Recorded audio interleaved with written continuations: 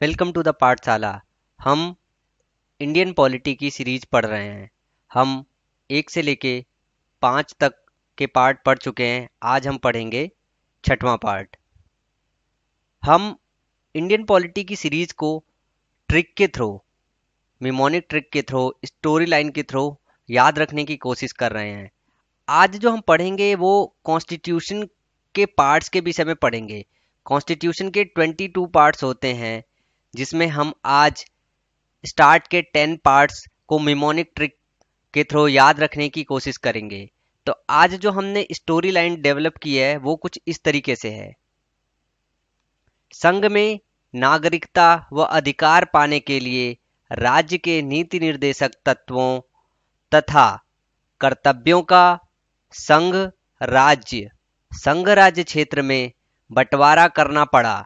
इसके लिए पंचायतों तथा नगरपालिका की व्यवस्था अनुसूचित तथा जनजाति क्षेत्रों में भी करनी पड़ी।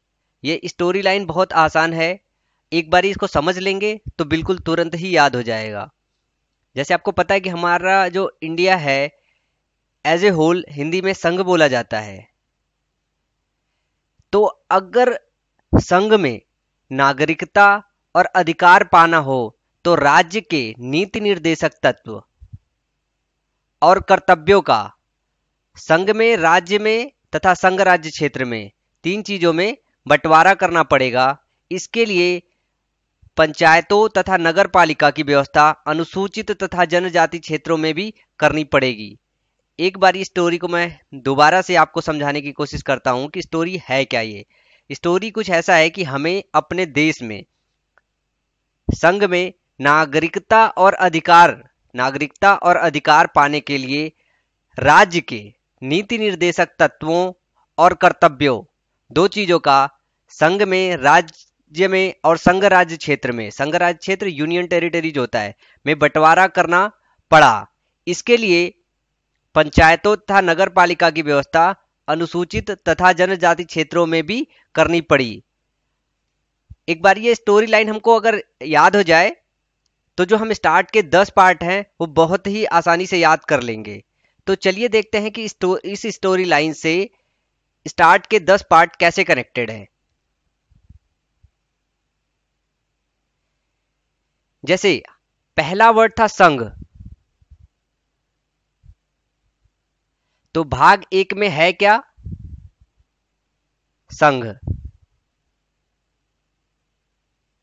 और उसका राज्य क्षेत्र।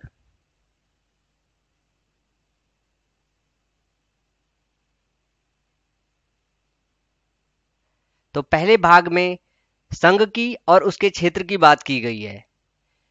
यहां पे दूसरा वर्ड है नागरिकता, तो भाग 2 में नागरिकता की बात की गई है।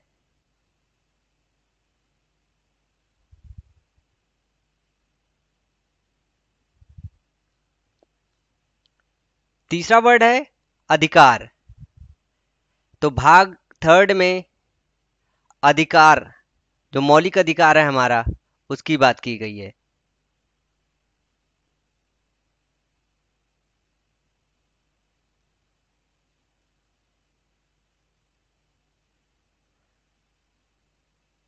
चौथा वर्ड है राज्य के नीति निर्देशक तत्व,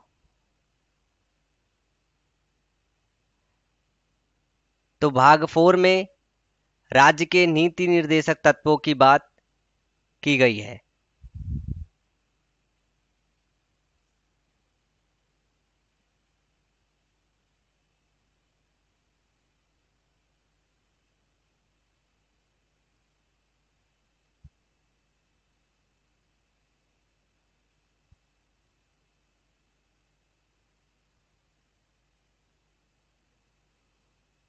और इसके आगे है कर्तव्य, इसको 4 का में रखा गया है। ये 5वां पार्ट नहीं है, ये 4 का है।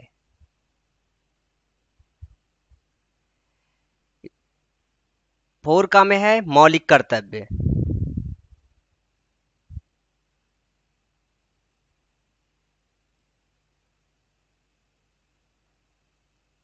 इसके आगे है भाग 5। भाग 5 में आगे का वर्ड है संघ। तो भाग 5 में संघ, संघ की बात की गई है। संघ से रिलेटेड सारी बातों का वर्णन भाग 5 में है। फिर इसके आगे है राज्य। तो छठे में बात की गई है राज्य की। राज्य से रिलेटेड सारी बातें भाग 6 में की गई है। जो भाग 7 है वो एक्सेप्शन है, अपवाद है। इसमें पहली अनुसूची, जो कि मैं 12 अनुसूची पढ़ा चुका हूं, पहली अनुसूची के भाग ब में जो राज्य हैं उनकी बात की गई है, लेकिन अब ये निरसित हो गए हैं, रिपील्ड हो गए हैं।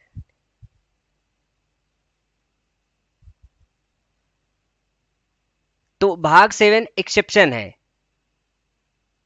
भाग 8 में संघ राज्य क्षेत्र, संघ राज्य क्षेत्र की बात की गई है।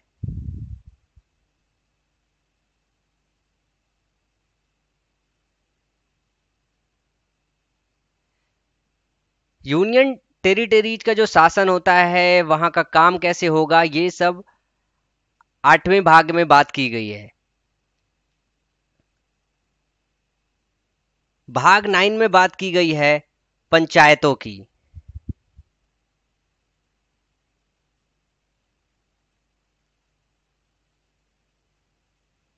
और भाग 9 का, ये 10 नहीं है, 9 का में बात की गई है नगर पालिका की।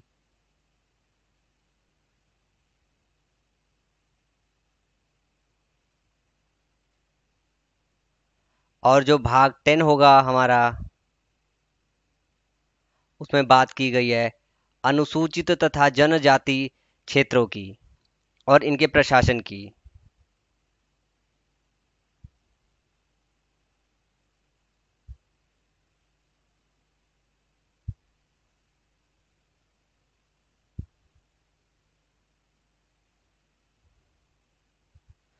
एक बारी हम इनके अनुच्छेद भी देख लेते हैं कि कौन कौन से अनुच्छेद भाग में है। जैसे भाग 1 है वो 1 से लेके 4 अनुच्छेद तक है। जो भाग 2 है वो 5 से लेके 11 तक है। जो भाग 3 है वो 12 से लेके 35 तक है। जो भाग 4 है वो है 36 से 51 तक। और जो ये 4 का है ये 51 का में है अनुच्छेद। जो भाग हमारा 5 है वो है 52 से 151 तक। और जो भाग 6 है वो है 152 से 237 तक। फिर बात करें भाग 8 की, ये तो निरसित है भाग 7। भाग 8 की बात करें हम तो 239 तक है, 238 239 में है। ये दोनों 243 और 243 के का में है। और भाग 10 जो है वो है 244 एंड 244 का। तो इस तरीके से आप जो है कॉन्स्टिट्यूशन के 10 पार्ट बहुत आसानी से याद रख सकते हैं। एक बार ये आप स्टोरी याद कर ले तो एसएससी के एग्जाम में इन पार्ट्स से रिलेटेड कई सारे क्वेश्चन आ चुके हैं। मैं यहाँ पे आपको प्रीवियस ईयर के 10-12 क्वेश्चन देता हूँ जो पार्ट 1, पार्ट 2, पार्ट 3, पार्ट 4 और पार्ट 5 पे बेस्ड है। आपको इन क्वेश्चंस को करना होगा, ये आपके लिए होमवर्क की तरह है। और इसके अगले वीडियो में मैं उन सब के आपको सॉल्यूशन बताऊंगा। आप इन क्वेश्चंस को एक बारी पॉज करके नोट कर लीजिए। ये 3 क्वेश्चन आप इसको पॉज कीजिए नोट कीजिए। ये जैसे देखिए एसएससी सीजीएल 2000 में आया हुआ है, 2004 में आया हुआ है, सेक्शन ऑफिसर एसएससी में 2005 में आया हुआ है। ये एसएससी सीपीओ के एग्जाम 2006 में आया हुआ है। ये भी 2006 में आया है, 2006 में, 2006 में। इसको आप नोट कर लीजिए।